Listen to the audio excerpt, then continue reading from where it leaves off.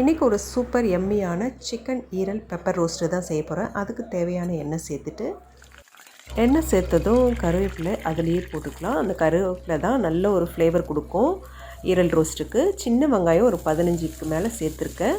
பெரிய வெங்காயம் ஒரு பாதி சேர்த்துருக்கேன் போதும். ரொம்ப வதங்க வேண்டாம் வெங்காயம்.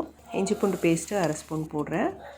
இப்போ நல்லா வாஷ் பண்ணி வச்சுருக்கேன் சிக்கன் ஈரலை சேர்த்துக்கலாம்.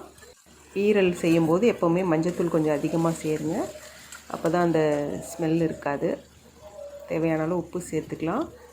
இப்போ 1/4 ஸ்பூனுக்கு ரொம்ப கம்மியாக கரம் மசாலா, சில்லித்தூள், பெப்பர் ரோஸ்ட்டுக்கு பெப்பர் தூள் அதிகமாக சேர்த்துக்கோங்க. உங்கள் காரத்துக்கு ஏற்ற மாதிரி நல்லா பரட்டி விட்டுட்டு மூடி போட்டு வச்சிடலாம்.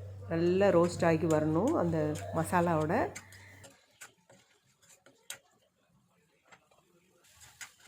நல்லா ரோஸ்ட் ஆன பிறகு லாஸ்ட்டாக கொஞ்சமாக சீரகத்தூள் சேர்க்குறேன். சூப்பராக ரெடி ஆகிடுச்சு பாருங்கள்.